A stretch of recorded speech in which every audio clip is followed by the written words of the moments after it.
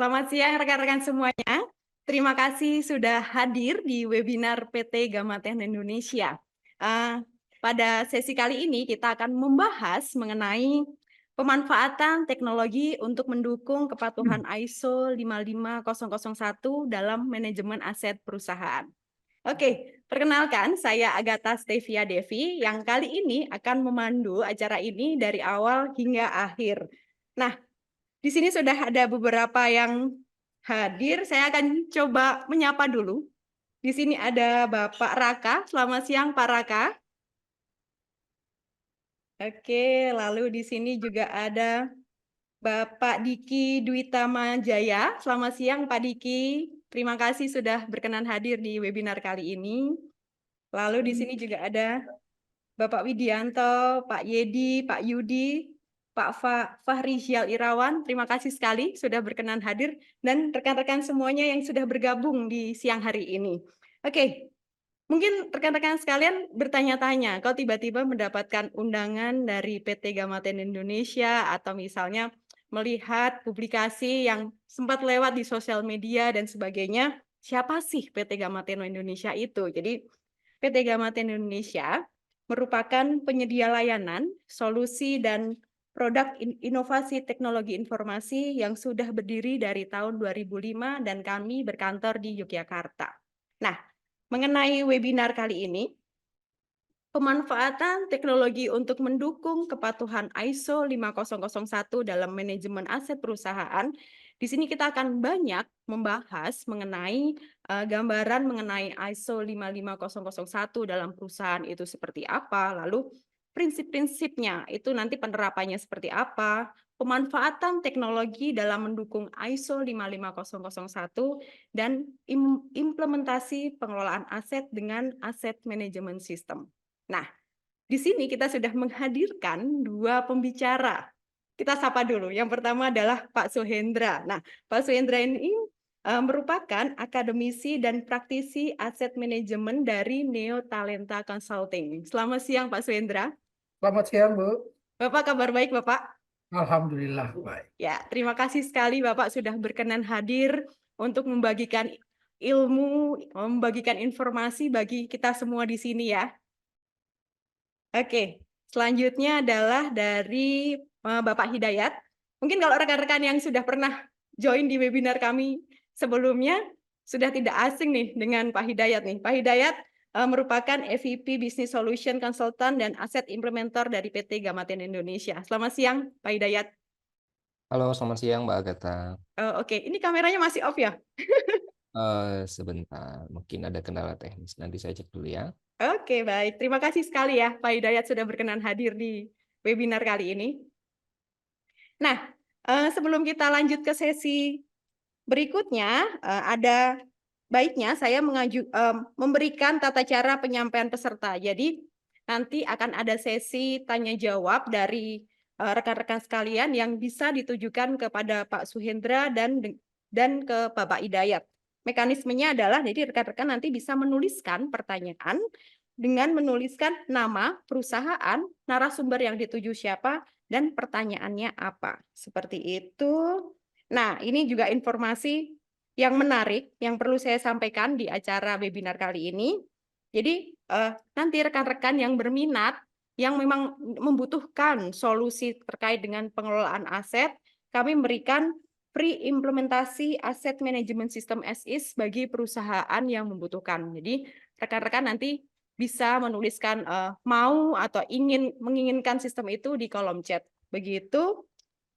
Oke, sekarang kita langsung lanjut ke pemaparan dari pemateri utama dari Bapak Suhendra SEMMCFM dari Neo Talenta Consulting. Pak Suhendra, apakah sudah siap?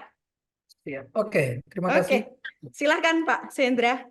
Siap, terima kasih. Izin saya dulu.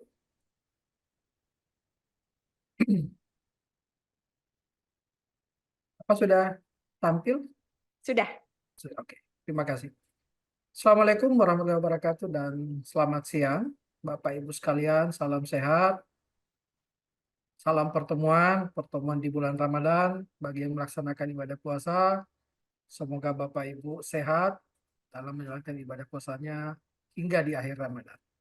Bapak Ibu yang terhormati, terima kasih atas waktu dan kesempatannya di siang hari ini untuk hadir dalam acara webinar terkait dengan pemanfaatan teknologi untuk mendukung kepatuhan ISO 55001 dalam manajemen aset.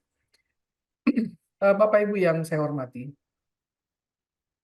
ketika kita berbicara tentang aset sebuah perusahaan, maka itu merupakan bagian yang sangat besar yang merupakan modal yang akan digunakan perusahaan atau sebuah organisasi untuk mencapai tujuan yang telah ditetapkan. Berbagai definisi disebutkan terkait dengan manajemen aset, bahwa salah satunya menyatakan manajemen aset itu adalah proses perencanaan pengelolaan semua aset perusahaan untuk mencapai tujuan yang telah ditetapkan. Ini melibatkan pemotongan, pemeliharaan, dan peningkatan nilai aset secara efisien. Bapak Ibu, terkait dengan manajemen aset ini selama ini banyak dikenal di pemerintahan. Di pemerintahan saat ini aset merupakan bagian yang tidak terpisahkan yang harus diverifikasi oleh auditor, dalam hal ini adalah Badan Pemeriksa Keuangan yang telah ditunjuk oleh pemerintah. Lambat laun sejak 2004-2003, sejak keluarnya Undang-Undang Keuangan Negara, akhirnya ini berkembang juga kepada perusahaan-perusahaan private, di mana bagaimana mulai mencatat asetnya secara utuh, tidak hanya untuk kepentingan laporan keuangan semata, tetapi mulai ditujukan bagaimana pemanfaatan secara maksimal aset-aset yang dimiliki.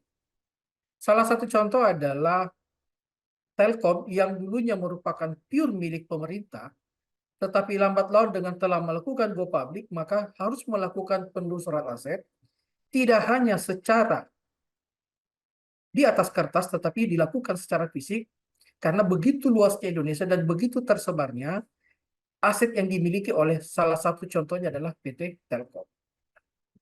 Maka semenjak itu di Indonesia boominglah bagaimana memanfaatkan aset ini secara maksimal, tidak hanya dari sisi keuangan, tapi juga dari sisi yang lain untuk mencapai tujuan atau apa yang diinginkan oleh organisasi. Tujuan manajemen aset yang pertama adalah bagaimana optimasi penggunaan aset. Jadi aset ini digunakan semaksimal mungkin untuk mencapai tujuan perusahaan. Semua aset yang ada di cabang itu harus digunakan, tetapi kadang kenapa tidak bisa menjadi maksimal penggunaan aset ini? Karena untuk perusahaan yang sudah besar, yang punya cabang di mana-mana, penelusuran aset menjadi persoalan yang sulit diselesaikan karena berada pada jarak dan laporan yang sifatnya masih sangat manual. Kemudian yang kedua, tujuan manajemen aset adalah bagaimana peningkatan nilai aset ini bisa memberi nilai tambah bagi perusahaan tidak hanya secara internal, tetapi juga secara eksternal kepada para pemilik atau orang-orang yang memiliki kepentingan terhadap perusahaan. Berikutnya adalah manajemen aset yang baik bertujuan untuk mengurangi biaya operasional. Jadi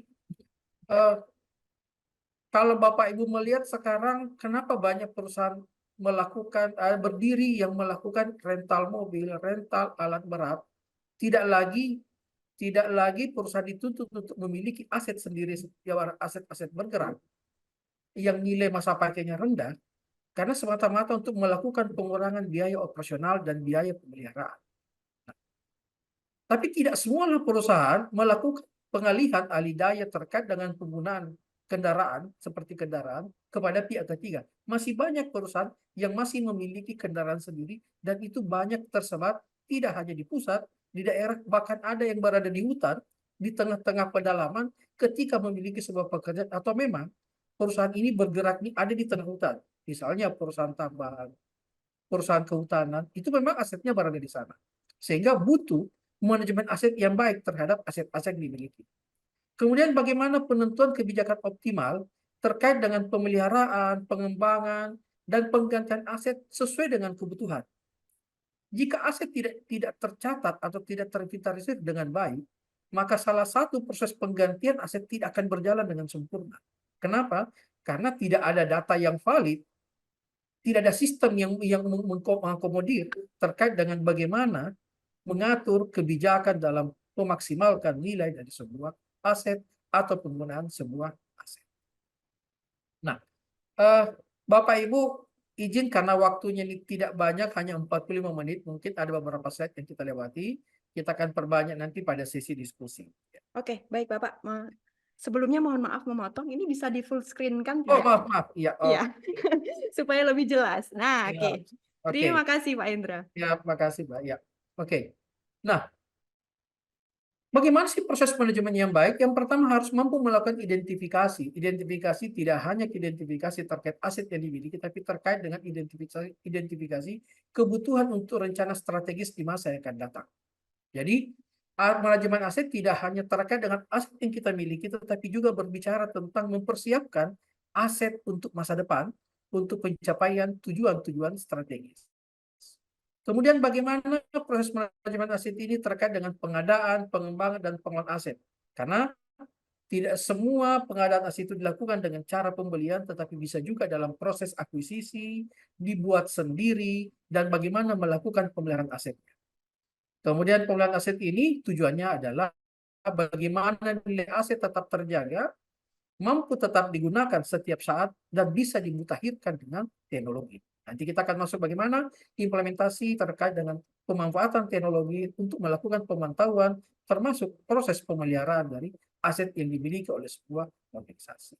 Nah, Bapak Ibu, secara singkat kita bisa melihat bahwa jika perusahaan telah lama berdiri, maka layaknya atau seharusnya perusahaan itu dalam melakukan manajemen aset harus bisa melakukan identifikasi aset, melakukan inventarisasi terhadap aset-aset yang dimiliki.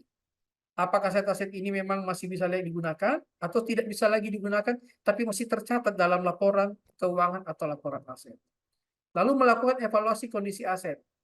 Apakah perlu pemeliharaan, apa perlu perbaikan, atau memang sudah perlu penggantian. Terakhir, jika aset telah teridentifikasi dengan jelas, telah dilakukan evaluasi, maka perlu lagi sistem bagaimana melakukan pemeliharaan dan perawatan terhadap aset-aset yang dimiliki baik secara preventif maupun secara prediktif. Nah, Bapak Ibu, ini adalah strategi manajemen aset, yaitu bagaimana investasi yang dikelola dengan baik. Artinya, sebuah perusahaan itu akan mengeluarkan setiap ₹1 adalah bagaimana nilai itu bisa memberi manfaat kepada perusahaan, dengan tentunya adalah bagaimana pemanfaatan ini bisa memberi nilai maksimal, tetapi juga mampu menanggung atau mampu mengidentifikasi risiko-risiko yang bisa terjadi terhadap aset yang dimiliki. Boleh dalam bentuk melakukan pemeliharaan dan pengamanan sendiri, boleh juga dengan menggunakan pihak ketiga. Salah satunya dalam melakukan proses asuransi terhadap aset-aset yang dimiliki. Semata-mata ini dilakukan adalah untuk strategi manajemen aset baik jangka pendek maupun jangka panjang. Manajemen aset yang baik adalah mampu meningkatkan efisiensi operasional seperti tadi kita sampaikan. Jika mampu terlusur aset-aset itu, maka seharusnya kita bisa melakukan efisiensi, melakukan pemeliharaan terjadwal kepada semua peralatan aset yang dimiliki, dan dapat melakukan pemantauan kinerja aset. Apakah aset itu masih bisa memberi manfaat yang lebih besar daripada operasional yang harus dikeluarkan oleh perusahaan. Nah, ini yang paling banyak yang perlu kita hindari adalah jangan sampai kita menyimpan aset yang dominan lebih banyak mengeluarkan daripada memberikan pendapatan bagi perusahaan. Nah, bagaimana tantangan manajemen aset? Yang pertama memang aset itu kompleksitas. Karena beragamnya jumlah aset yang dimiliki, kemudian bagaimana dengan berada di lokasi yang jauh dari kantor pusat, dan bagaimana keadaan aset di sana itu merupakan tantangan untuk mengetahui bagaimana kondisi aset yang kita miliki. Lalu adanya perubahan-perubahan teknologi yang menyebabkan aset kita ini menjadi tidak update lagi, sehingga ini perlu kita mengetahui aset-aset mana saja yang sudah jauh tertinggal dari teknologi yang terbaru saat ini. Kemudian tantangan berikutnya adalah bagaimana kebutuhan kerjasama terhadap pemangku kepentingan. Karyawan adalah bagian yang tidak terpisahkan yang punya tanggung jawab bersama terhadap bagaimana melaksanakan manajemen aset terbaik. Yang terakhir adalah bagaimana kita mengelola risiko-risiko yang bisa muncul, bagaimana kita melakukan tindakan preventif dalam melakukan manajemen aset. Bapak Ibu, saat ini jadi Saat ini perusahaan yang sudah dalam skala nasional ataupun skala internasional berusaha menggunakan teknologi dalam melakukan manajemen aset.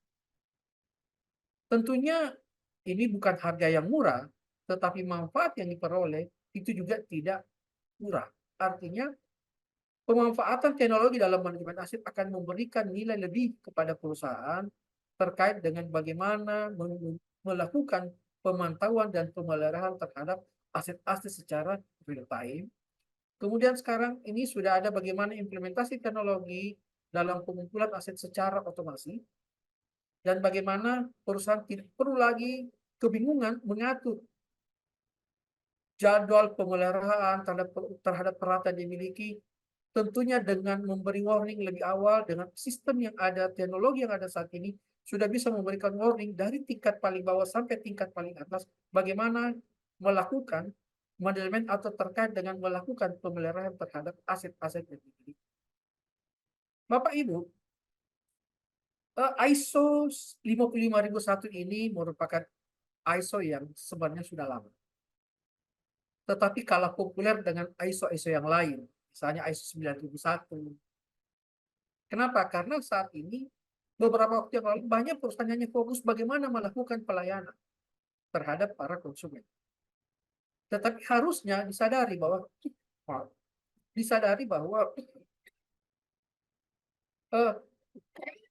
mohon maaf,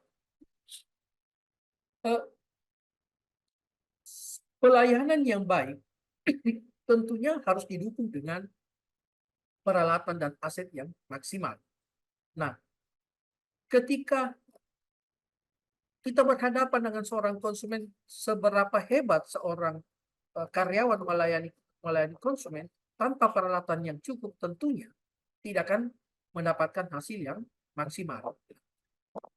ISO 55001 ini adalah standar internasional yang memang terkait dengan manajemen aset yang menerapkan pendekatan yang lebih sistematis dalam pengelolaan aset sebuah institusi. Standar ini sebenarnya bertujuan sangat sederhana, bagaimana meningkatkan kinerja aset, baik dari sisi pemanfaatan, bisa juga dari sisi keuangan, dan mampu meminimalkan risiko yang terkait dengan pengelolaan aset yang dimiliki oleh perusahaan. ISO ini membantu organisasi bagaimana mengenali aset yang dimiliki, bagaimana membuat keputusan-keputusan tentang aset, bagaimana melakukan keputusan-keputusan yang memastikan aset dapat digunakan secara baik, efektif, dan efisien. Jadi ISO 55001 ini ketika digunakan, pendekatan yang digunakan adalah bagaimana pencapaian kinerja yang maksimal dengan risiko yang seminimal mungkin yang bisa terjadi ketika memiliki dan melakukan pemanfaatan terkait aset-aset yang nih, Bapak Ibu bisa lihat pemanfaatan ISO 55001 ini bagaimana mengoptimalkan pengelolaan aset, termasuk bagaimana melakukan pengurangan biaya operasional, bagaimana memperpanjang umur aset sehingga aset itu selalu bisa digunakan dan bisa memberikan manfaat dalam melakukan pelayanan terkait dengan tugas dan fungsi di setiap bagian dalam sebuah organisasi atau sebuah perusahaan. Yang kedua, ISO ini mampu terhadap risiko yang bisa jadi ada aset yang dimiliki, termasuk mengarahkan kepada keputusan yang lebih rasional. Jika kita tidak memanfaatkan standar metode atau sistem yang dalam ISO ini, biasanya Bapak Ibu, yang kami temukan, banyak perusahaan itu melakukan keputusan yang tidak terarah, terjadi pemborosan dari sisi keuangan, dari sisi waktu dan tenaga, terkait dengan bagaimana menangani risiko-risiko yang bisa terjadi. Padahal hal-hal itu bisa dilakukan penekanan terkait dengan biaya dan penekanan terhadap risiko-risiko kerusakan, risiko kehilangan terhadap aset-aset yang dimiliki jika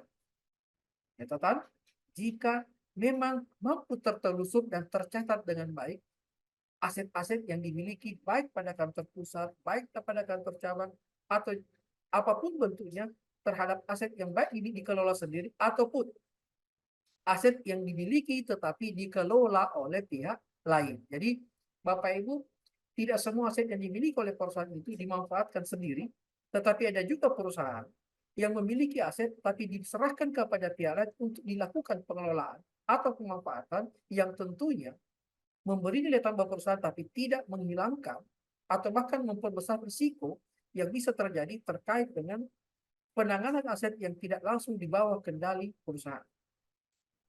Manfaatnya adalah bagaimana peningkatan kinerja aset. Tentunya ini merupakan hal yang sangat diinginkan oleh semua perusahaan atau institusi, bagaimana pemanfaatan aset yang dimiliki untuk mencapai tujuan-tujuan strategis, tentunya dengan pemanfaatan atau penggunaan ISO 55001 ini mampu mengatur, mampu mengarahkan organisasi dalam penggunaan sehingga mampu memanfaatkan aset-aset yang dimiliki secara maksimal.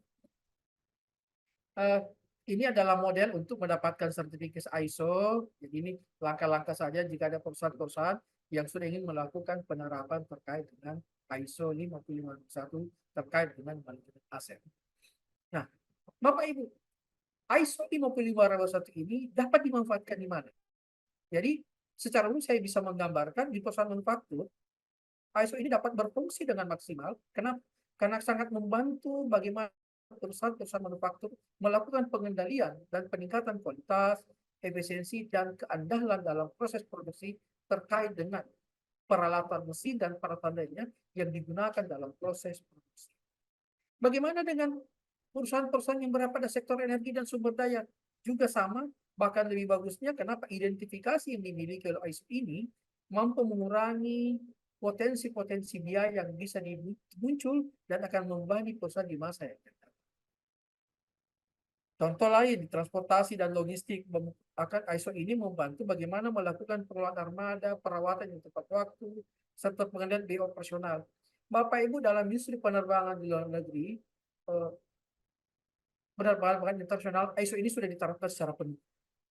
Kenapa? Karena salah satu perusahaan atau jenis industri yang tingkat safety-nya lebih tinggi di luar kesehatan, transportasi penerbangan adalah merupakan bagian yang sangat safety, bagaimana memanfaatkan aset dan bagaimana melakukan perawatan secara tepat waktu terhadap aset yang dimiliki, utamanya seperti pesawat terbang.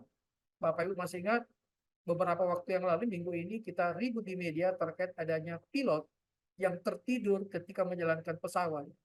Walaupun SDM-nya terkendala, tetapi alhamdulillah dengan kondisi peralatan yang dilakukan, pemeriksaan dilakukan perawatan berkala, dalam kondisi seperti itu, ternyata aset itu bisa memberikan nilai manfaat yang maksimal, yang tidak bisa dinilai pada saat itu bernilai uang yang sangat besar, tapi bernilai terkait dengan keselamatan. Nah, di industri penerbangan, penerapan ISO ini sangat tepat, sangat digunakan secara menyeluruh, karena memberikan manfaat yang sangat-sangat besar dan memberikan tingkat keamanan yang besar bagi perusahaan dan juga bagi para pengguna jasa atau pengguna produk yang dimiliki.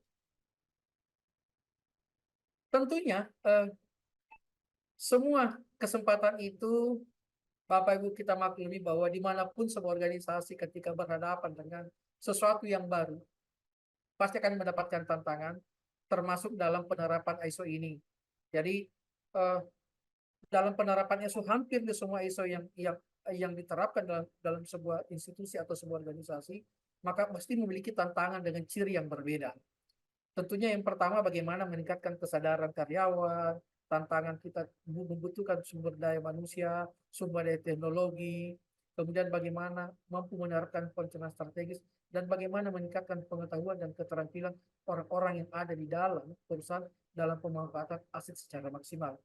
Tentunya ini merupakan tantangan, tetapi ini bukan hal yang harus kita jadikan sebuah alasan tidak terlaksananya atau tidak mampunya penerapan sebuah ISO, khususnya ISO ini. Kenapa?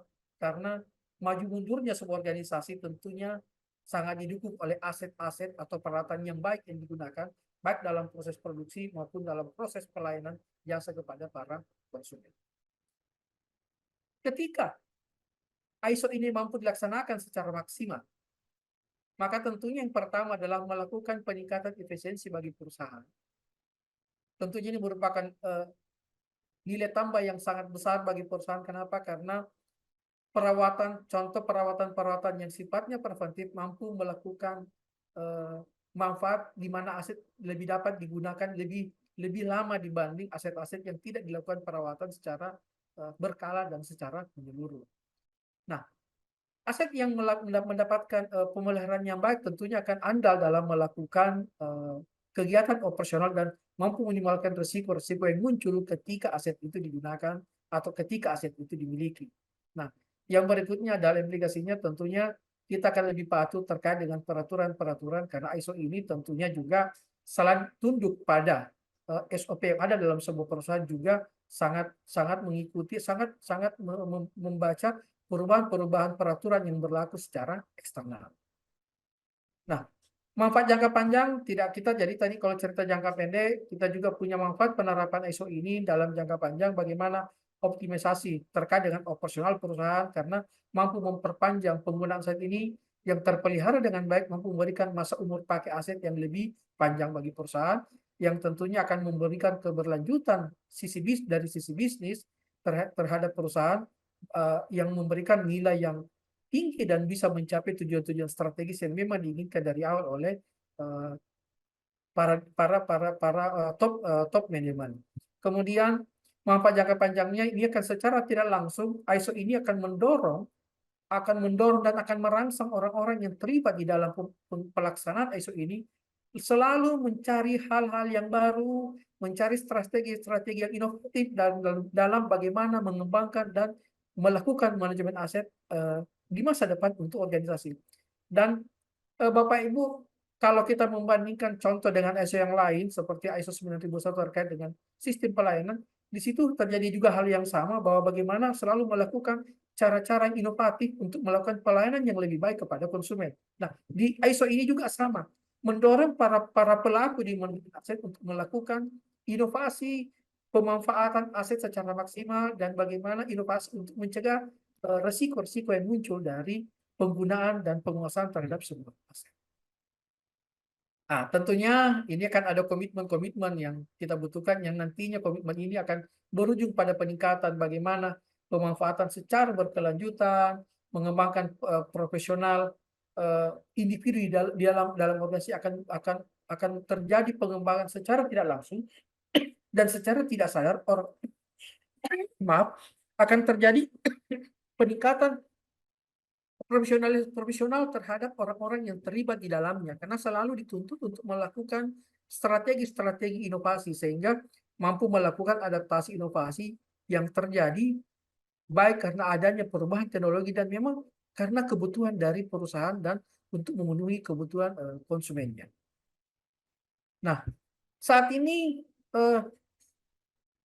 kemajuan teknologi ini sudah masuk pada penerapan atau bagaimana saat ini teknologi sudah bisa mendukung pelaksanaan ISO secara menyeluruh.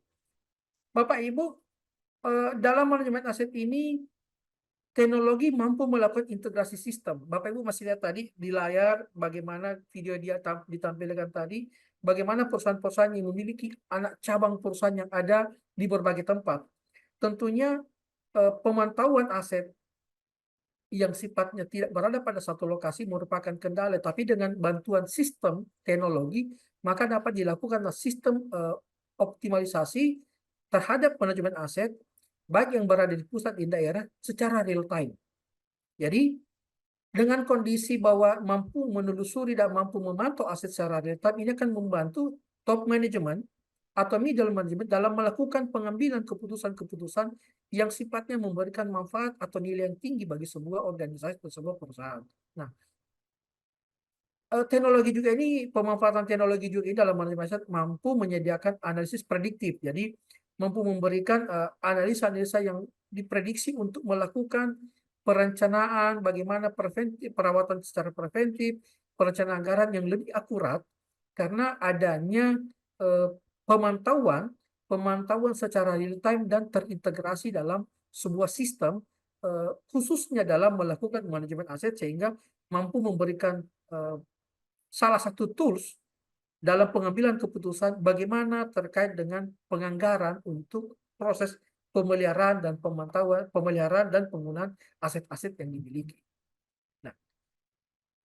Kelebihan lain adalah dengan pemanfaatan teknologi yang ada saat ini, maka data aset menjadi lebih aman. Kenapa? data terkait dengan aset itu bisa tersimpan baik secara internal perusahaan maupun secara eksternal atau sistem cloud, maka itu lebih bagus. Kemudian akses terhadap kontrol terhadap aset ini akan lebih mudah diatur. Misalnya tidak semudah dulu orang bisa menggunakan kendaraan kantor untuk kebutuhan pribadi. Dengan menggunakan sistem seperti ini, maka aset itu akan terkontrol siapa yang menggunakan, tujuannya untuk apa, dan itu bisa langsung terpantau baik dari tingkat di daerah, penggunaan di daerah atau di lokasi jauh dari cabang, dari pusat, itu akan terkontrol secara langsung terhadap penggunaan aset yang ada di cabang-cabang yang sifatnya jauh dari kantor pusat. Nah, yang berikutnya adalah manajemen cyber security, bahwa data-data yang Bapak Ibu miliki jika menggunakan teknologi dalam penerapan ISO 55001 ini, maka tentunya akan bisa memberikan tingkat dan rasa aman yang lebih tinggi terhadap serangan, terhadap kehilangan data, atau terkait dengan penyalahgunaan aset-aset dimiliki akan menjadi semakin minimal, tidak bisa kita sebut hilang, tetapi mampu diminimalkan dengan pemanfaatan teknologi dalam melakukan aset. Kemudian manfaat integrasi teknologi yang dalam teknologi informasi dalam penerapan ISO ini, selain tadi sudah kita berkali-kali menyebut bagaimana mengoptimalkan kinerja aset, kemudian juga bisa memberikan real time reporting, artinya memberikan laporan yang real time, yang tadi kita sebut bagaimana mengambil keputusan yang lebih cepat dan akurat. Bapak Ibu, kita paham bahwa ketika informasi dimiliki, maka 50+1, ada tokoh-tokoh manajemen mengatakan 50+1 sudah menjadi kemenangan ketika kita memiliki informasi yang reporting yang real time. Itu merupakan modal untuk mengambil keputusan yang lebih tepat dibanding pesaing ketika kita mampu mendapatkan data yang lebih cepat dan lebih akurat. Kemudian yang berikutnya adalah bagaimana kolaborasi tim. Ya, tentunya bahwa sistem IT yang terintegrasi ini membutuhkan dukungan dari semua departemen atau semua divisi yang melakukan pengelolaan atau memiliki aset yang digunakan dalam perusahaan. Nah, kolaborasi tim tentunya merupakan satu bagian yang tidak bisa kita pungkiri, merupakan salah satu kunci penting bagaimana pemanfaatan teknologi informasi dalam manajemen aset.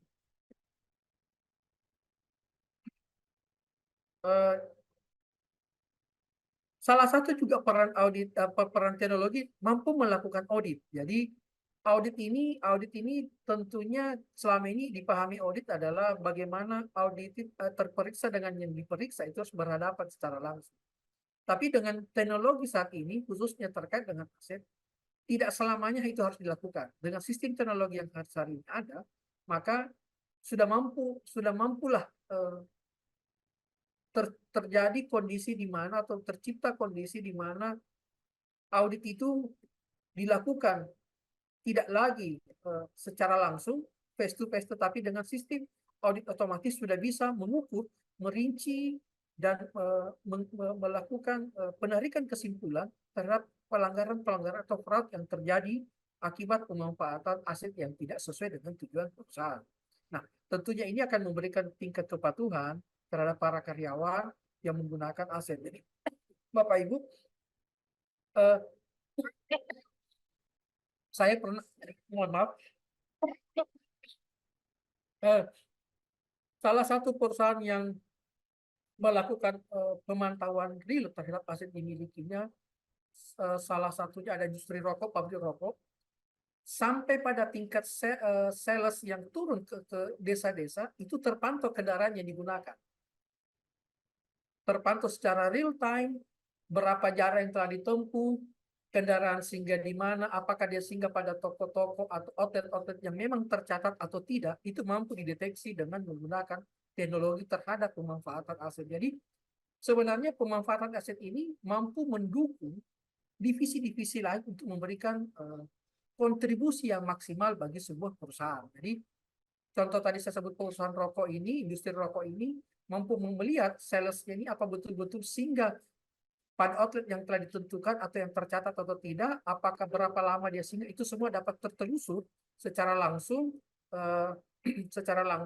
dan real time, dan dapat langsung dilakukan teguran secara tertulis terhadap SDM atau sales yang berada pada lokasi-lokasi tertentu yang diindikasikan, ya, diindikasikan melakukan kecurangan dalam pekerjaan termasuk dalam pemanfaatan aset yang dikelolanya. Nah, bagaimana implementasinya? Tentunya implementasi pengelolaan aset dengan menggunakan sistem. Tentunya tadi kita sudah sebut dari satu persatu dari awal. Nah, yang perlu kita pahami adalah bagaimana tahapan. Jadi perlu kita memahami bagaimana tahapan pemanfaatan teknologi informasi ini, bahwa sebuah perusahaan jangan semua penawaran yang masuk atau diterima itu menjadi sebuah hal yang harga mati, tetapi harus betul-betul melihat apakah sistem yang ditawarkan bagi perusahaan Bapak Ibu misalnya ada yang masuk, apakah memang sesuai dengan kebutuhan. Jadi perlu melakukan identifikasi sistem yang ditawarkan oleh pihak lain, apakah memang sudah sesuai dengan kebutuhan terkait dengan pengelolaan aset atau tidak. Lalu melihat bagaimana pemilihan platform yang digunakan, apakah sesuai dengan kebutuhan dan skala perusahaan.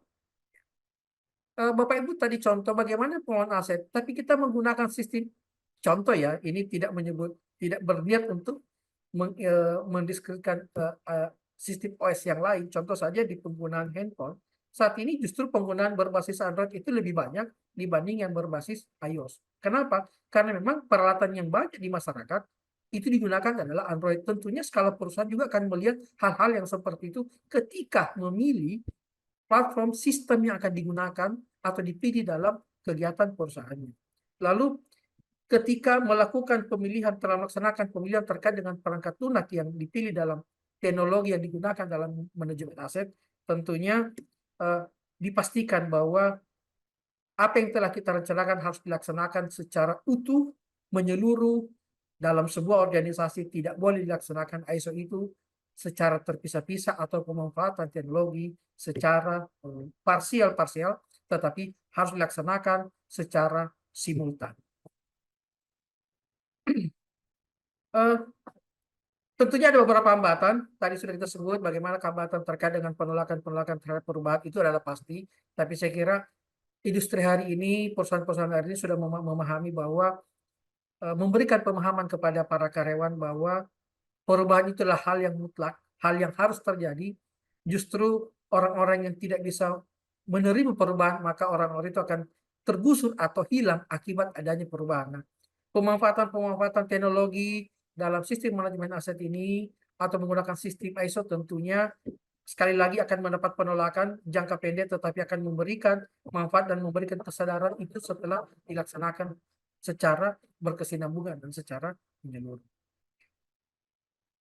Kesimpulan yang dapat saya sampaikan kepada Bapak Ibu di awal sebelum kita melakukan materi berikutnya dan melakukan diskusi adalah manajemen aset merupakan bagian penting dari sebuah strategi bisnis yang akan dicapai oleh sebuah perusahaan.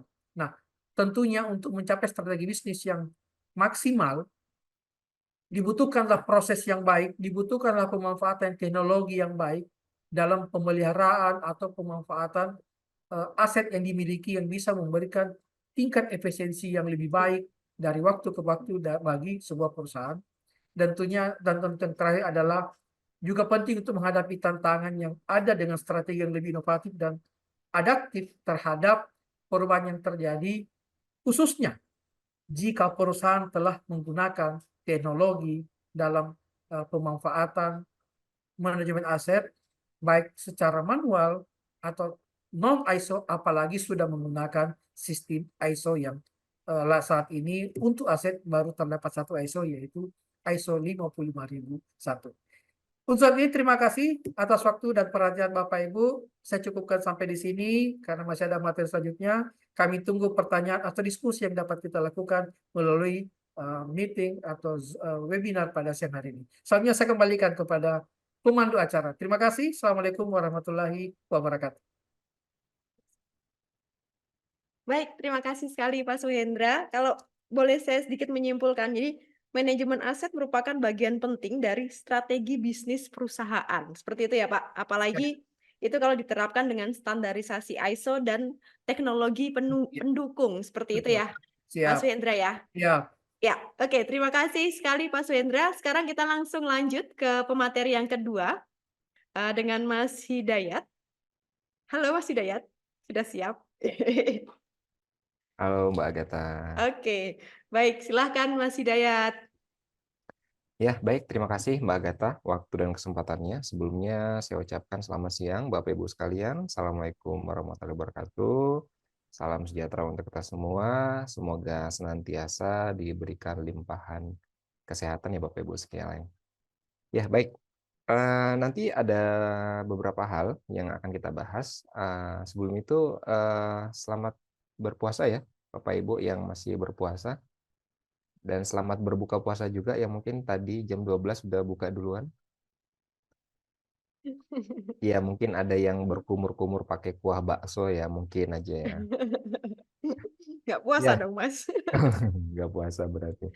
Ya, baik. Kalau tadi Pak Suhendra sudah banyak membahas terkait dengan ya bagaimana optimalisasi penggunaan aset dan lain-lain, kemudian berkaitan dengan benefit untuk ISO 55001 ya, dan banyak hal benefit lainnya. Nah, termasuk juga tadi sedikit yang disinggung nanti bagaimana pemanfaatan teknologinya. Nah, di sini nanti saya akan membahas roadmap implementasinya. Nah, jadi kalau tadi Pak Sohendra banyak membahas terkait dengan hal-hal yang masih bersinggungan akademisi ya dan seterusnya, nanti saya akan bahas lebih ke praktisnya. Jadi nanti implementasi dari sisi aplikasi asset manajemennya itu nanti bagaimana.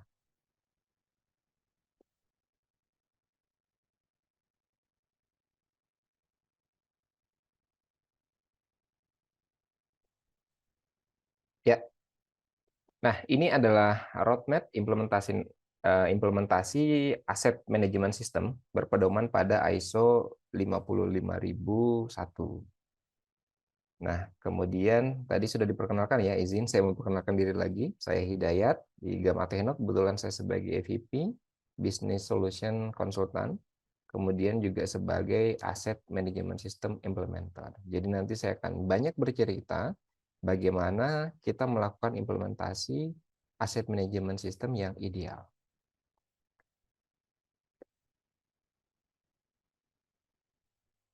Nah, pertama yang harus kita pahami adalah roadmap bagaimana perusahaan Anda menuju ke sana. Saya bagi menjadi beberapa milestone tahapan ya. Kira-kira ada 8 milestone tahapan yang Bapak Ibu perlu ketahui dan perlu pahami. Yang pertama ini berkaitan dengan pada poin evaluasi kebutuhan dan tujuan. Nah, tujuannya sebenarnya adalah bagaimana kita melakukan identifikasi terkait dengan alasan utama mengimplementasikan aset manajemen sistem sesuai dengan ISO 55001. Termasuk misalnya tujuannya apa? Apakah lebih condong ke pengelolaan aset? Apakah misalnya pengurangan biaya operasional misalnya? Perpanjangan umur aset atau identifikasi beberapa poin tadi ya. Misalnya bagaimana aset itu, sekarang kan pola pikir kita itu aset itu tidak hanya berfokus terhadap bagaimana manajemen asetnya saja, tetapi sekarang aset manajemen sistem itu lebih condong bagaimana optimalisasi aset untuk mendukung bisnis perusahaan. Misalnya tadi dicontohkan eh, perusahaan tersebut bergerak di bidang misalnya jualan tertentu gitu ya, apakah jasa ataupun barang, kemudian kendaraan yang sebagai aset itu bisa dioptimalkan untuk melakukan proses tracking kendaraan terhadap tim sales. Bisa juga penggunaan GPS dan lain-lain. Jadi kita bisa monitoring, oh tim sales kita ini pada saat dia melakukan aktivitas sales di lapangan itu benar-benar sesuai dengan aktivitasnya atau tidak. Atau selain itu misalnya monitoring terkait dengan aset-aset yang tidak produktif. Misalnya kita bisa monitoring aset yang tidak produktif seperti sewa ruang misalnya, sewa lahan, dan banyak hal lainnya. Artinya itu yang perlu kita ketahui terkait dengan evaluasi kebutuhan dan tujuan. Nah, pada akhirnya itu nanti berkaitan terkait dengan bagaimana peningkatan kinerja aset yang berkontribusi pada pencapaian tujuan strategis organisasi secara keseluruhan dan optimal. Jadi kita harus garis bawahi dulu evaluasi kebutuhan dan tujuannya. Kemudian pada poin kedua adalah pemilihan sistem aset manajemen yang sesuai. Nah, ini nanti akan saya bahas di slide selanjutnya ya. Bagaimana intrik kita untuk bisa memilih sistem aset manajemen yang sesuai. Sistem aset ini berarti tidak hanya berkaitan dengan softwarenya, tetapi juga nanti bagaimana memilih vendornya juga. Nah, itu nanti akan kita bahas di slide selanjutnya. Kemudian pada poin ketiga, ini pada saat tadi kita sudah memilih sistem aset manajemen yang sesuai dengan kebutuhan kita, kemudian pada poin ketiga nanti kita akan membahas terkait dengan rencana pengenalan dan pelatihan. Nah, ini berkaitan nanti bagaimana kita membuat rencana pengenalan pelatihan bagi karyawan. Bagaimana kita bisa memastikan bahwa karyawan ini benar-benar memahami bagaimana menggunakan sistem baru dan memanfaatkannya secara optimal. Pelatihannya nanti bisa dengan berbagai metode ya, apakah nanti webinar gitu, tutorial online, ataupun misalnya sesi pelatihan langsung. Kemudian selanjutnya terkait dengan migrasi data. Nah, tentu Bapak Ibu sebelumnya pasti sudah memiliki data-data aset existing ya. Apakah itu dalam format fisik misalnya dicatat manual gitu dalam dokumen tertentu atau dalam format digital. Nah, data-data ini yang nanti perlu kita migrasikan ke sistem yang baru. Yang perlu kita garis bawahi adalah bagaimana memastikan data-data nanti bisa disusun dengan rapi dan bisa kita validasi lagi terkait dengan keakuratan informasinya. Kemudian pada poin kelima, ini terkait dengan otomatisasi proses. Ini berkaitan dengan bagaimana kita mengidentifikasi proses-proses yang ada saat ini untuk diotomatisasi untuk meningkatkan efisiensi. Misalnya tadi tracking aset, kemudian reminder preventive maintenance aset ya, atau maintenance yang terjadwal. Otomatis kan kita harus punya sistem remindernya. Kemudian misalnya terkait dengan reminder aset-aset yang memiliki nilai objek pajak yang ternyata setiap bulan harus kita bayarkan atau setiap tahun misalnya. Atau misalnya automatic report complaint system. Jadi bagaimana pada saat ada pelaporan terkait dengan kerusakan aset, kita bisa langsung tahu informasinya, kemudian kita bisa langsung follow up untuk to do activity-nya apa saja. Nah, itu terkait dengan otomatisasi proses. Kemudian poin yang keenam ini tumbuhkan budaya digital.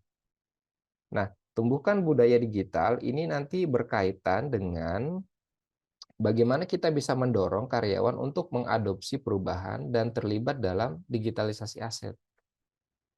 Komunikasikan terkait dengan manfaat, keuntungan yang akan diperoleh, kemudian seperti misalnya aksesibilitas informasi yang lebih baik gitu ya. Pengurangan kesalahan manusia atau human error, kemudian manfaat dari sisi efisiensi waktu. Nah, itu yang nanti perlu kita pastikan bahwa karyawan nanti merasa didukung dan dilibatkan dalam proses perubahan ini. Sehingga nanti ya tumbuhkan budaya digital ini harapannya nanti bisa memudahkan kita untuk melakukan transisi dari manajemen aset yang kita lakukan secara konvensional yang akan kita gantikan dengan sistem aplikasi manajemen aset. Kemudian yang ketujuh ini adalah evaluasi dan perbaikan terus-menerus. Ini berkaitan dengan aplikasi itu akan terus berkembang. Jadi harus kita terus melakukan pemantauan evaluasi efektivitas terkait dengan sistem aset digital. Kita perlu membuat seperti tinjauan matriks atau indikator kinerja yang masih relevan misalnya. Seperti misalnya pada saat kita melakukan ataupun migrasi dari aplikasi aset yang tadinya konvensional ke sistem, seperti apa waktu yang dihemat misalnya. Biaya yang dikurangi itu pada poin apa saja. Ataupun misalnya tingkat kepuasan karyawan itu seperti apa.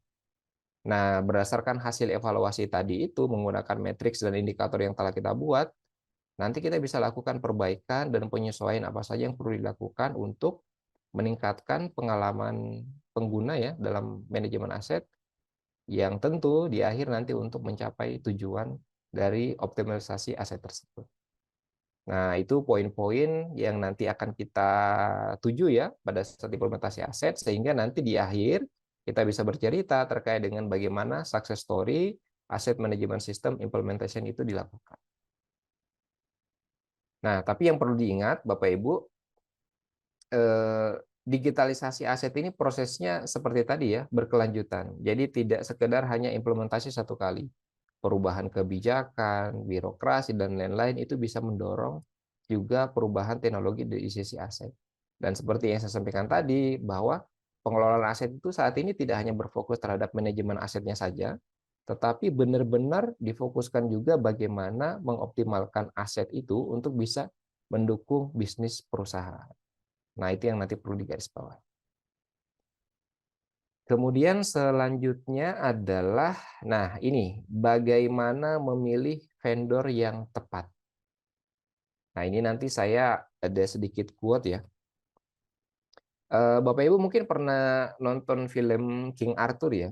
Jadi di film King Arthur itu ada namanya Excalibur.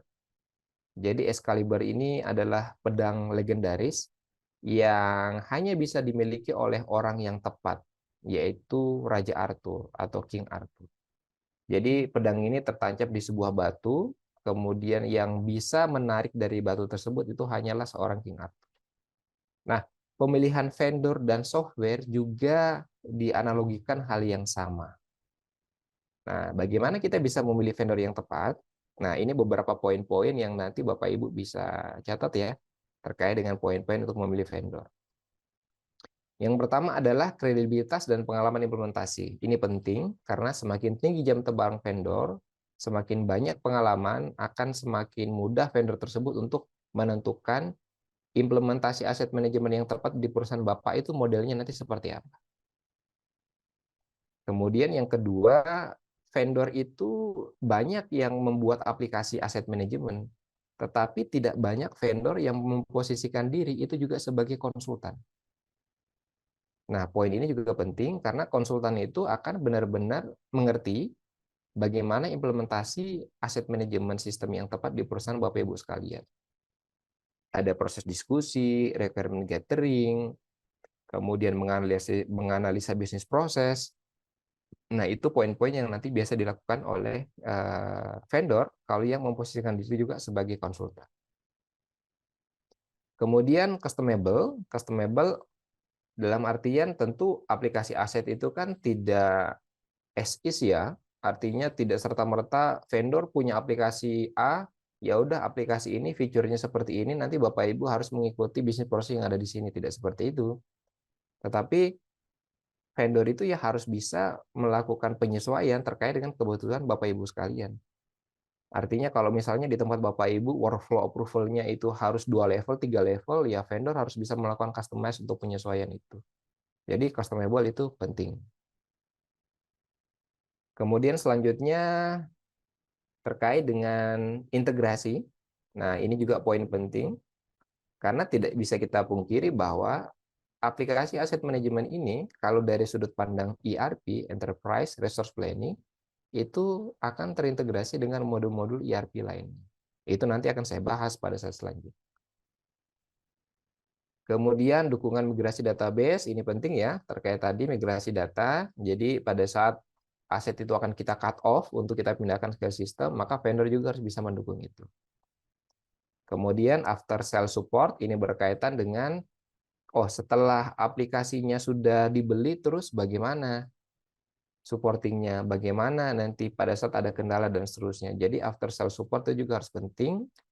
Kemudian yang tidak kalah penting juga nanti terkait dengan service level agreement. Pada saat misalnya ada temuan dari sisi aplikasi, bagaimana vendor itu bisa merespon dengan cepat, kemudian bisa melakukan troubleshooting terkait dengan pelaporan-pelaporan yang ada. Nah, ini adalah poin-poin yang cukup penting Bapak Ibu sekalian, bagaimana bisa memilih vendor yang tepat.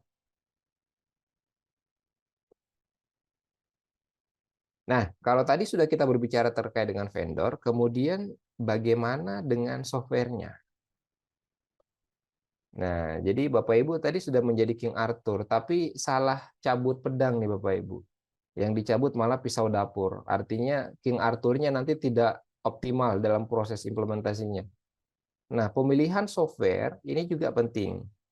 Karakteristiknya nanti ada beberapa hal yang akan kita bahas, baik dari sisi features ataupun dari sisi fungsional lainnya.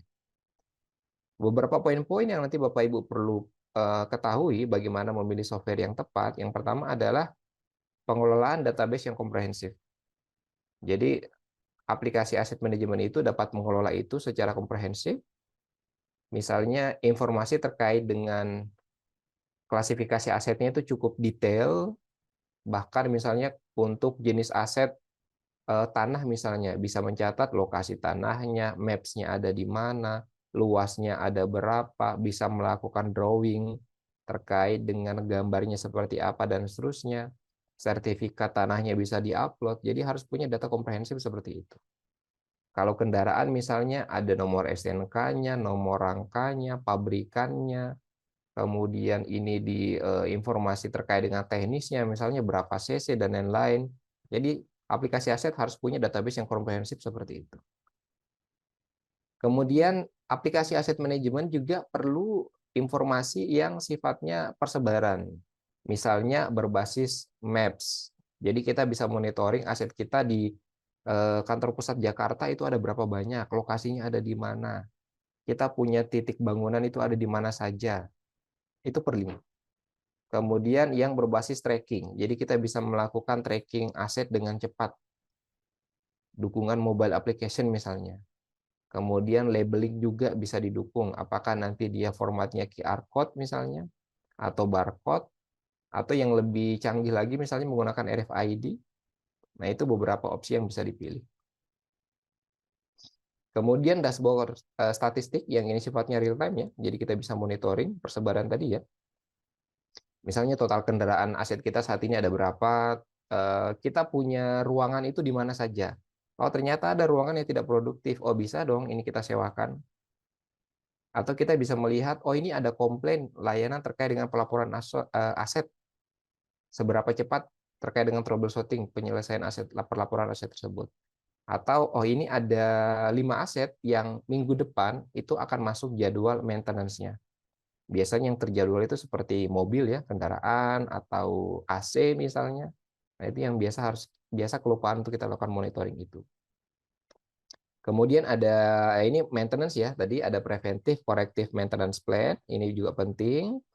Kemudian manajemen pembiayaan ya. Pembiayaan aset misalnya terjadwal seperti servis, pajak dan lain-lain itu juga penting. Kemudian terkait dengan bagaimana untuk melakukan proses mutasi aset ya. Seperti perpindahannya, memutasikannya, bagaimana proses mutasinya itu cepat, misalnya menggunakan barcode atau RFID. Nah, ini juga beberapa hal poin-poin penting. Kemudian manajemen asuransi, ini juga cukup penting ya. Aset-aset itu idealnya kita asuransikan untuk beberapa aset-aset yang nilainya cukup penting. Misalnya kayak aset bangunan ataupun kendaraan roda 4 itu biasanya diasuransikan.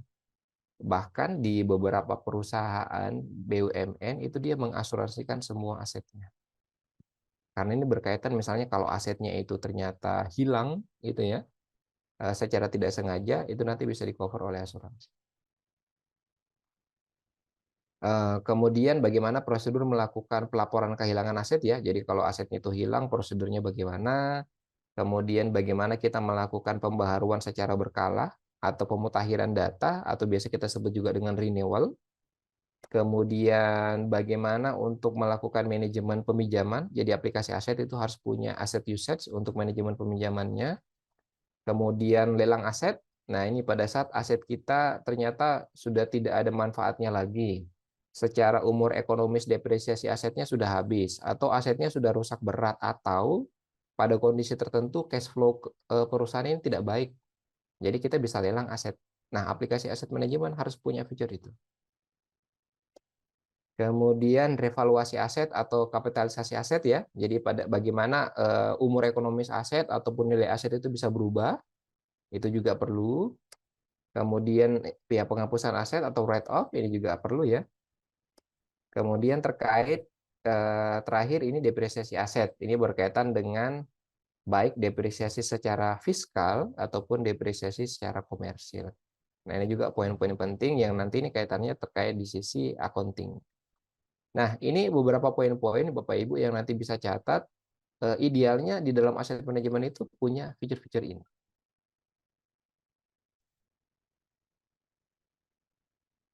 Nah, kemudian tadi sudah saya sebutkan juga bahwa implementasi aset manajemen itu implikasinya adalah integrasi.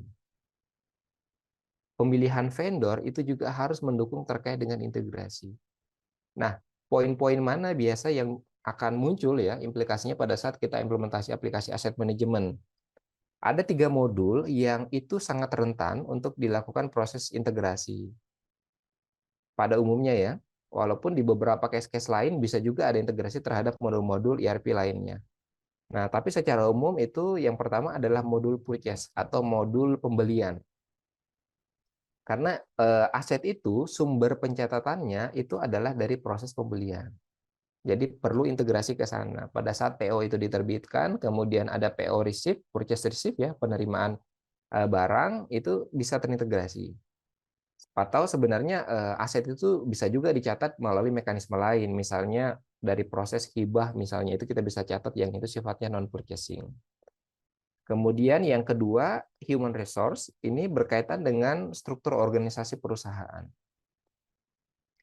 Struktur organisasi perusahaan, karyawannya, jabatannya, workflow approval-nya ada berapa level, 1 level, 2 level, kemudian cabangnya ada di mana saja, itu melekatnya di human resource.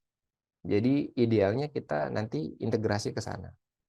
Kemudian yang ketiga, finance, ini berkaitan dengan depresiasi aset ya, nah itu nanti integrasi juga ke sana. Selain itu, yang memungkinkan integrasi juga sebenarnya di modul sales. Tapi ini berkaitan kalau misalnya bisnis perusahaan itu yang memang jualan aset. Nah, itu juga dibutuhkan untuk integrasi ke sana. Jadi ini beberapa poin-poin implikasi ya pada saat kita implementasi aset manajemen nanti akan ada integrasi. Nah, kemudian pada saat kita sudah memilih vendor yang tepat, kemudian kita sudah memilih software yang tepat. Jadi kira-kira apa yang terjadi pada saat King Arthur berhasil mencabut pedang Excalibur? Nah, hasilnya adalah magic, Bapak Ibu. Magicnya seperti apa? Magicnya adalah mulai dari optimalisasi penggunaan aset, kemudian peningkatan efisiensi operasional. Ya mungkin tadi banyak catatan-catatan manual gitu ya.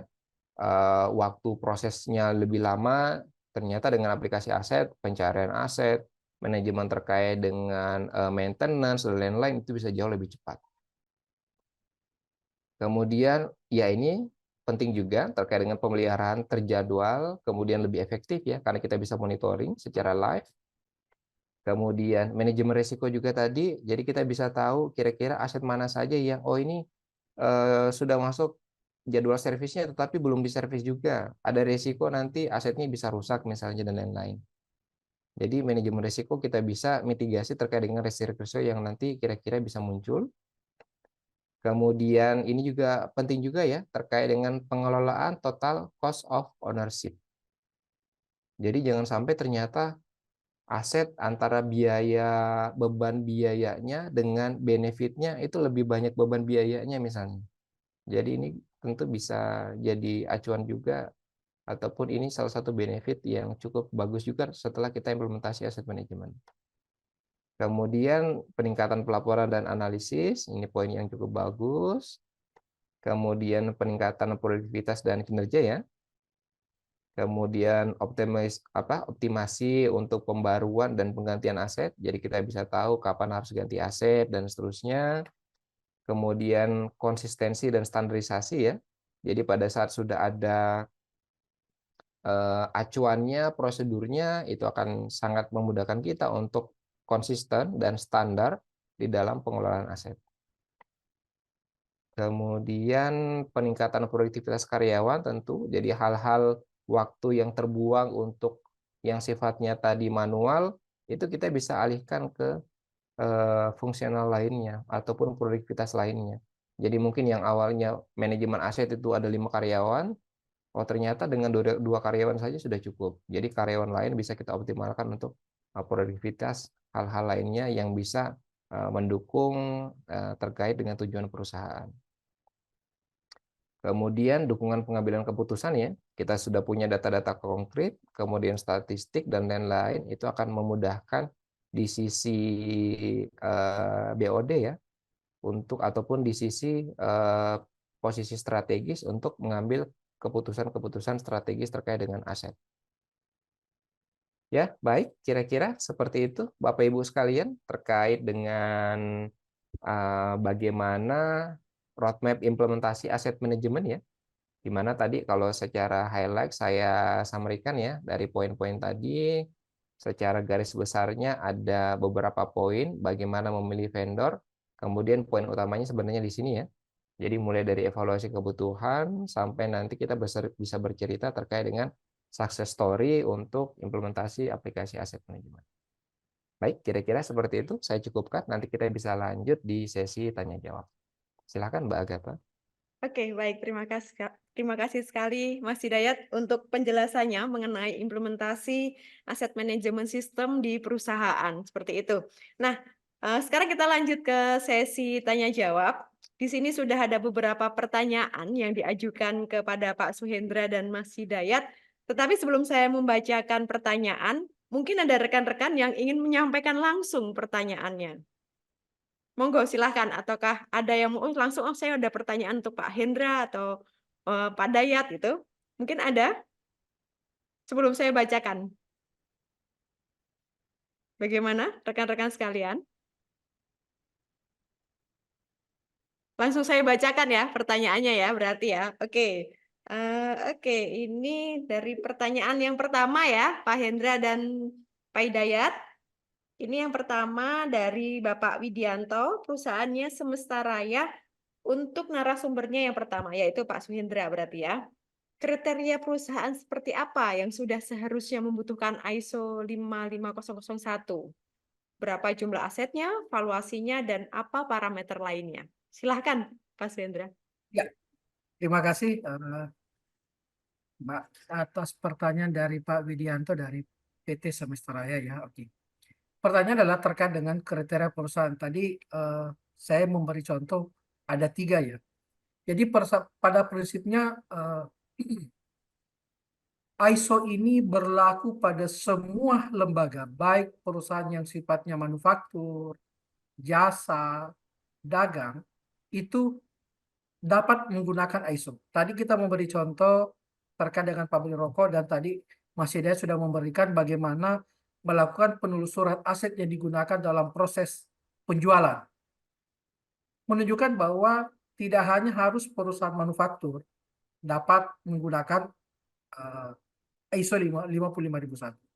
Selain itu tadi sudah diberi gambaran bahwa perusahaan yang misalnya properti sekalipun itu dapat menggunakan sistem ISO ini karena mampu memantau aset-asetnya. Tadi digambarkan oleh Mas Hidayat bagaimana aset itu bisa terpantau tidak hanya terkait dengan bentuk, tetapi status hukumnya, pajaknya, itu semua bisa terangkum dalam sebuah sistem, dirangkum dalam sebuah sistem yang berbasis ISO.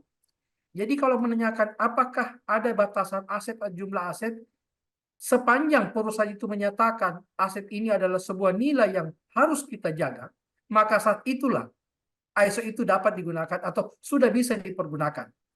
Alasan lain kapan ISO bisa dipergunakan adalah ketika perusahaan sudah memiliki cabang dan sudah mulai kesulitan mengakomodir, mencatat, menyusun jadwal-jadwal terkait pemeliharaan, atau bagaimana inventarisasinya sudah mulai rumit, atau sudah mulai sangat kompleks pelaksanaannya, maka di situ sebenarnya sudah harus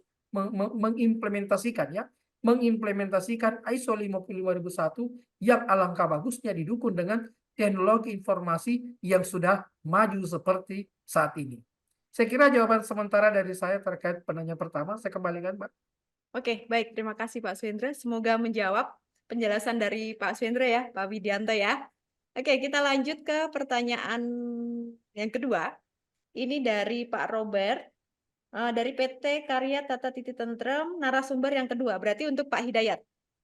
Oke, bagaimana aspek keamanan data dan privasi yang harus diperhatikan ketika menerapkan teknologi untuk mendukung kepatuhan ISO 55001 dalam manajemen aset. Silakan, Pak Ya, Dayat. baik. Jadi kalau kita berbicara terkait dengan keamanan data, itu sebenarnya tidak hanya berkaitan dengan aset ya. Jadi faktor-faktor ataupun kontribusi dari keamanan data itu tidak hanya berkaitan dengan aset, tapi seluruh dalam ekosistem sistem itu merupakan sebuah standar. Nah, kalau keamanan data itu bukan hanya pada terkait dengan apakah data itu bisa diakses, siapa yang diberikan authorized dan lain-lain, tapi di beberapa perusahaan tertentu pun juga mempertimbangkan terkait dengan misalnya bagaimana penempatan data itu ditempatkan. Penempatan data itu ditempatkan sebagai contoh pada saat kita implementasi aset, tentu kan nanti kita butuh server gitu ya, apakah cloud, apakah internal dan lain-lain. Nah, di beberapa perusahaan itu juga memperhatikan terkait dengan cloud provider-nya. Misalnya, cloud provider-nya itu harus di Indonesia misalnya. Kenapa? Karena untuk menjamin data ini tuh hanya bisa diakses di Indonesia saja terkait dengan integritas datanya. Nah, itu yang menjadi poin penting ya. Kemudian yang kedua, memilih vendor itu juga termasuk dari bagaimana vendor tersebut bisa menjamin terkait dengan keamanan di sisi data. Nah, itu juga penting. Kenapa? Karena dalam proses aktivitas implementasi sistem, itu biasanya salah satu poin implementasinya itu dilakukan namanya pentest. Pentest itu atau singkatan dari penetration test. Penetration test itu adalah salah satu aktivitas untuk membuktikan ataupun menjamin bahwa sistem tersebut cukup secure atau cukup aman ya, baik dari sisi akses data gitu, kemudian autorisasi, kemudian apakah ada kemungkinan untuk bisa diakses oleh pihak eksternal dengan beberapa metode-metode standar di security system. Nah, itu aktivitas yang biasa dilakukan. Sehingga aktivitas terkait dengan keamanan data, baik pemilihan source untuk penempatan data, kemudian jaminan dari sisi vendor terkait dengan aktivitas di sisi implementasinya, itu poin-poin penting yang nanti bisa dipertimbangkan pada saat kita implementasi aset manajemen sesuai dengan ISO 55001. Ya, kira-kira seperti itu, semoga bisa menjawab. Oke, baik. Terima kasih sekali, Pak Hidayat. Semoga penjelasan Pak Hidayat tadi cukup menjelaskan dengan baik. Nah, ini lanjut lagi dari Pak Adi dari PT ACS. Mohon bertanya, apakah dengan standar manajemen aset dan aplikasi yang sesuai dapat menganalisa efektivitas perawatan aset? Nah, mohon pencerahannya. Ini mungkin kalau ini ditujukan ke Mas Dayat ya, begitu ya. Apakah dari sistem pengelolaan aset itu bisa menganalisa efektivitas perawatan aset? Silahkan. Oke, baik. ACS ini ya, ACS Food ya, kalau nggak salah ya. Ya, bukan begitu Pak Adi? Oke, baik. Oke, iya kalau itu pasti Pak, tentu. Karena di aplikasi poin-poin di penjelasan terkait dengan bagaimana memilih software yang tepat tadi ya, salah satunya adalah bagaimana kemudahan kita untuk melakukan analisis terkait dengan aset-aset yang sifatnya masuk dalam preventive maintenance atau maintenance yang terjadwal. Nah, analisis itu tidak hanya berkaitan dengan bagaimana mereminder jadwal maintenance-nya kapan saja, tapi termasuk juga memprediksi kira-kira aset tersebut mana yang misalnya secara manfaat ternyata dari beban biaya yang dikeluarkan, tetapi malah lebih banyak dibandingkan benefit yang dirasakan. Nah, itu poin-poin yang nanti bisa dimasukkan di dalam aktivitas untuk proses maintenance-nya. Jadi tentu Pak terkait dengan benefit di sisi penjadwalan aset itu merupakan standar dari aplikasi aset manajemen, dan aplikasi aset manajemen itu harus bisa memiliki fitur-fitur tersebut. Oh, ini ternyata support layanan ke perbankan. Oke, baik. Terima kasih Pak. Oke, baik. Terima kasih sekali. Lanjut ke pertanyaan Selanjutnya dari Pak Septiono Kurniawan, ini oke, ditujukan kepada Bapak Suhendra ya. Oke, apa strategi yang efektif untuk mengamankan data aset yang sensitif dan penting, serta mencegah akses yang tidak sah sesuai dengan persyaratan keamanan informasi ISO 55001? Silahkan, Pak Suhendra. Terima kasih. Penanya Pak Setiono ya, terkait Ya. dengan pengamanan data. Jadi begini Bapak, dalam ISO itu mengenal ada data terbuka dan ada data tertutup. Jadi ada data yang dapat dilihat secara umum dan ada data yang hanya dilihat pada level-level tertentu. Pada ISO itu tentunya sudah mengatur ketentuan, tadi sudah disebut juga dengan Mas Hidayat, bahwa ada level-level pengguna dalam sebuah aplikasi yang bisa melihat data-data terkait dengan aset beserta dengan bagian-bagian dari manajemen aset. Nah, dalam perusahaan juga terjadi hal yang sama, bahwa ISO ini berusaha melakukan pengamanan data secara utuh untuk kepentingan perusahaan. Tetapi jika Pak Septiono mau lebih safety lagi terkait dengan data, ada ISO terkait dengan sistem keamanan data. Itu ada ISO tersendiri, saya lupa, nantilah saya mengirimkan, Bapak boleh mencari di internet terkait dengan satu sistem standar ISO terkait dengan keamanan data, baik secara manual maupun secara terintegrasi dalam sistem. Nah, itu sebagai pendukung yang jauh lebih besar rumahnya ketika kita menggunakan ISO di luar 55001. Tetapi dalam ISO 55001 yang terintegrasi dalam sebuah sistem, ada level tertentu yang masuk, yang dibuat oleh sistem. Jadi ada level pengguna pada level yang hanya ruang lingkup yang bisa dilihat atau bisa diakses, ada bagian-bagian tertentu sehingga data itu akan terjaga secara penuh. Nah, ini tentunya terkait dengan bagaimana menentukan data yang sifatnya sensitif atau penting. Ini dibutuhkan komunikasi dengan tim IT baik secara internal maupun tim IT yang dari sifatnya eksternal atau terkait dengan kerjasama vendor. Nah, apakah ada jaminan dari vendor terkait dengan menjaga data itu? Tentu ISO itu sudah menentukan adanya fakta integritas yang harus ditaati dan harus dicantumkan dalam sebuah kerjasama terkait dengan implementasi ISO 55001. Seperti itu barangkali gambaran yang saya berikan kepada Pak Kurniawan. Izin Pak, ada satu pertanyaan yang terlewat barangkali dari Mbak Santi Sihombing. Oh, oke. Ya, ya betul. Ya, mohon maaf Bu Santi. Ya, ini kepada Bapak Suhendra ya. Iya, betul. Oke. Iya, izin saya menjawab boleh? Oke, silakan Bapak. Ibu Santi terkait bagaimana memastikan keterlibatan. Jadi memastikan keterlibatan yang pertama ada tahapannya, yaitu tentunya adalah melakukan awareness, pendekatan dulu, pemahaman terkait ISO ini. Dari pemahaman ini akan memberikan gambaran kepada orang-orang dalam organisasi atau perusahaan seberapa penting, seberapa besar pemanfaatan ISO dalam sebuah organisasi.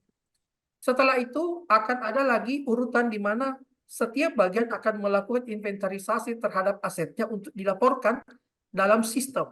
Nah, bagaimana jika ada bagian yang tidak mau atau dalam tanda petik menolak pelaksanaan itu? Hal ini pernah kami dapatkan atau pernah kami jalani pada sebuah perusahaan yang ada bagian yang tidak ingin terlibat dalam implementasi 55001 ini. Dampaknya adalah karena dalam sistem itu membutuhkan data aset yang dikelola pada bagian tersebut tidak input, maka konsekuensinya tadi Mas Daud menyampaikan, ada biaya maintenance yang tidak bisa dikeluarkan oleh bagian keuangan kepada divisi tersebut akibat tidak memasukkan data dalam sistem yang dianut atau yang ditentukan oleh ISO 55001. Dampaknya apa yang terjadi? Dalam kurun satu tahun, semua peralatan AC di divisi tersebut tidak mendapatkan jatah maintenance atau service. Konsekuensinya tidak berada pada bagian yang lain, tapi berada pada bagian itu sendiri. Artinya, secara tidak langsung, ISO dalam implementasinya akan mendorong dan memaksa secara tidak sadar atau di bawah alam sadar orang-orang di bagian tersebut untuk ikut melaksanakan. Karena begitu tidak ikut melaksanakan, dia akan dikucilkan, akan digeser oleh sistem yang ada dalam implementasi ISO 55001. Dan itu nanti akan kelihatan dalam sistem yang tadi digambarkan oleh Mas Hidayat.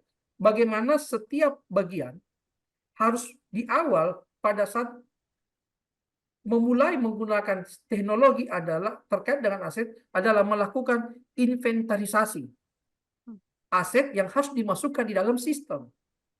Ketika ada bagian yang tidak memasukkan data inventarisasi asetnya dalam sistem, maka ketika itu tidak mendapatkan jatah atau fasilitas-fasilitas sesuai dengan yang seharusnya diperoleh berdasarkan standar dari perusahaan. Begitu barangkali Mbak dari saya. Terima kasih. Oke, baik. Terima kasih. Semoga menjawab pertanyaan dari Bu Santi. Ini kita masih lanjut lagi dari Pak Diki. Ini untuk siapa ya? Ini belum jelas ya untuk siapa. Apa yang akan dilakukan perusahaan terhadap adanya resiko pengembangan aset? Nah, ini mungkin Pak Hendra nih. Pertanyaannya dari Pak Diki, Pak Hendra. Terhadap adanya risiko pengembangan aset. Oke. Pengembangan aset dalam perusahaan kita memahami ada pengembangan aset yang sifatnya karena kebutuhan internal atau ada kebutuhan pengembangan aset karena memang sifatnya dari eksternal. Risiko yang pertama adalah kita tidak bisa memungkiri risiko keuangan pasti muncul. Kenapa? Karena pengembangan ini terkait dengan pencapaian strategi atau tujuan perusahaan. Maka itu merupakan bagian yang tidak bisa kita pisahkan. Kemudian ada risiko lain. Ketika perusahaan ini berkembang, pengembangan asetnya semakin luas, ketika tidak bisa dipantau, maka disitulah risiko yang paling pertama muncul. Pemantauan terhadap keberadaan baik secara fisik maupun secara legal atau jaminan hukum terhadap aset yang dimiliki. Nah, tadi saya menggambarkan ketika ada sebuah perusahaan selevel dengan PT Telkom misalnya, atau bapak ibu yang ada di ruang webinar ini sudah mulai membuka cabang, itu membuka cabang di luar kota, misalnya dari pusatnya di Jakarta buka cabang di Bandung, Surabaya, Semarang, atau di luar Pulau Jawa, maka pengembangan aset untuk tujuan pencapaian tujuan strategis, maka di situ resiko pasti muncul.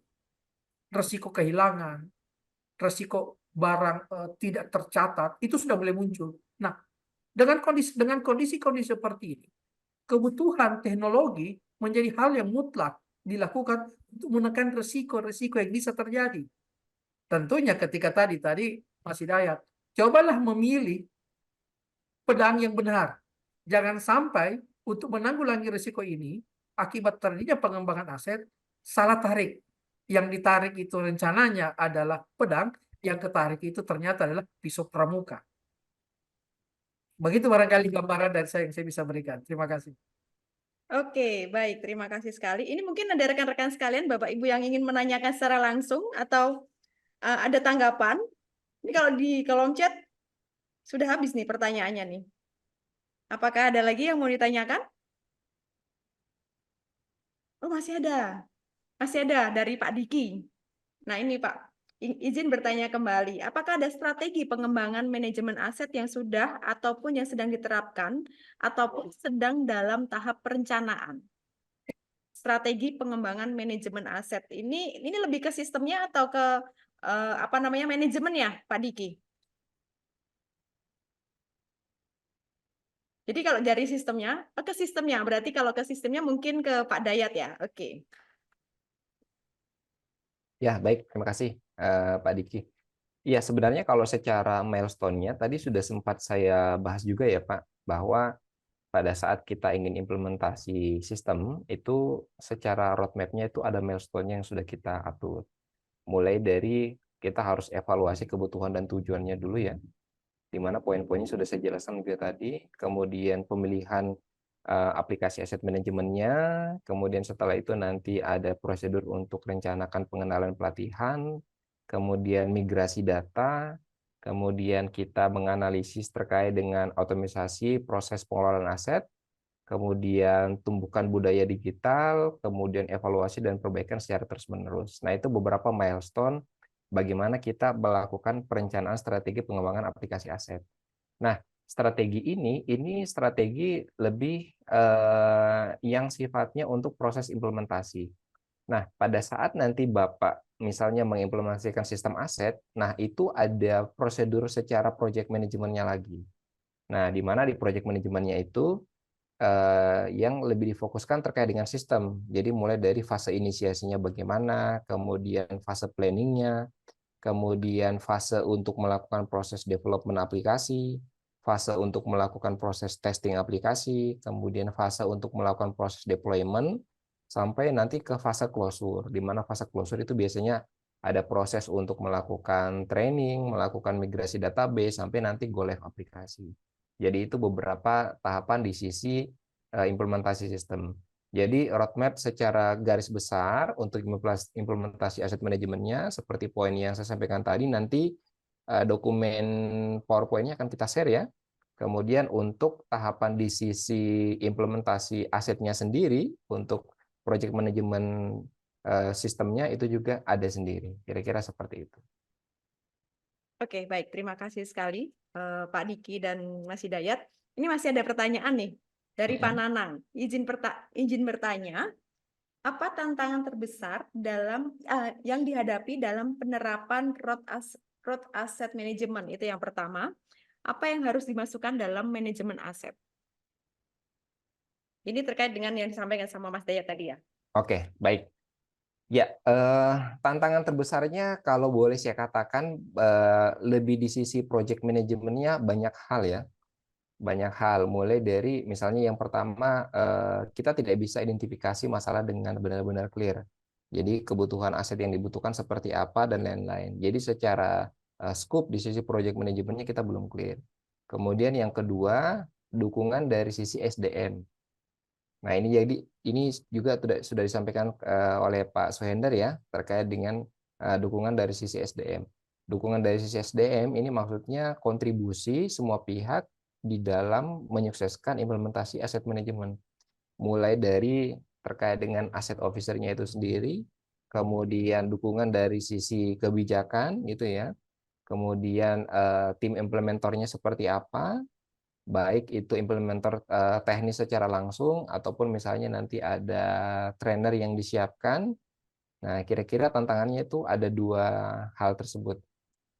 Nah, kemudian apa yang harus dimasukkan dalam manajemen aset? Kalau poin-poin yang harus dimasukkan sebenarnya itu sudah saya sebutkan di dalam slide saya tadi ya, mulai dari misalnya fitur-fiturnya terkait dengan pengelolaan database komprehensif, kemudian persebaran berbasis maps misalnya, dashboard statistik, punya fitur terkait dengan preventive corrective maintenance plan, manajemen pembiayaan misalnya, mutasi, perpindahan mutasi transfer, manajemen asuransi, pelaporan kehilangan, kemudian pembaharuan berkala atau renewal, manajemen peminjaman, kemudian manajemen untuk lelang aset, kemudian bagaimana revaluasi atau kapitalisasi aset, bagaimana prosedur untuk melakukan penghapusan aset, kemudian integrasi ke accounting untuk depresiasi aset, sama terakhir terkait dengan dukungan mobile application. Ini hal-hal yang nanti sifatnya ringkas, kemudian cepat, itu bisa dilakukan dengan mobile application. Nah, kira-kira dua poin itu semoga nanti bisa menjawab. Oke, baik. Terima kasih sekali Mas Dayat dan Pak Nanang. Ini sudah habis pertanyaannya. Nah, oke. Nah, kita sudah sampai di penghujung acara karena ini terima kasih sekali kepada rekan-rekan yang cukup antusias memberikan pertanyaan dan diskusi pada sore hari ini. Oke, terima kasih juga saya ucapkan kepada Pak Hidayat untuk penjelasan pada sore hari ini, dan begitu juga dengan Pak Suhendra, SCM MCFM dari akademisi dan praktisi aset manajemen dari Neotalenta Consulting. Jadi Neotalenta Consulting itu merupakan lembaga pelatihan di Yogyakarta untuk memenuhi kebutuhan pengembangan SDM di dunia industri dan akademisi mulai dari pelatihan non-sertifikasi, sertifikasi BNSP, dan sertifikasi Kemnaker RI. Selain itu, mereka juga melayani in-house training, pelatihan purna bakti, dan outbound. Nah, bagi rekan-rekan sekalian yang ingin ketemu lagi dengan Pak Suhendra terkait dengan pengelolaan manajemen aset bagaimana, nah ini dari Neotalenta Consulting ini akan ada pelatihan berbasis kompetensi manajemen pengelolaan aset di bulan Mei 2024. Jadi beberapa bulan lagi rekan-rekan yang ingin melakukan training bisa kontak di nomor yang tertera di kolom chat atas nama Bapak Ardian, begitu ya. Kembali juga saya mengingatkan di acara ini kita akan memberikan free implementasi Asset Management System as is bagi perusahaan yang berminat. Jadi nanti pendaftaran dapat melalui kolom chat atau bisa melalui nomor WhatsApp Damar Techno, nomor yang kemarin menghubungi rekan-rekan sekalian. Seperti itu. Baik, rekan-rekan sekalian, tidak terasa kita sudah tiba di penghujung acara. Kita sudah banyak membahas mengenai ISO 55001 dan pemanfaatan teknologinya dari kedua pemateri kita. Semoga dapat bermanfaat dan membantu pengelolaan aset perusahaan rekan-rekan sekalian. Kami ucapkan terima kasih kepada seluruh rekan-rekan yang hadir pada siang hari ini. Sebagai penutup, saya akan menyampaikan sebuah pantun. Sebuah pantun, nanti tolong disambut dengan cakep begitu ya. Oke, burung dara, burung cendrawasih, mana cakepnya? Cakep. Burung dara, burung cendrawasih, cari dulu di Papua. Cukup sekian dan terima kasih. Semoga bermanfaat untuk semuanya. Terima kasih rekan-rekan sekalian. Selamat menjalankan ibadah puasa bagi yang menjalankan. Tetap sehat, selamat sore, sehat selalu.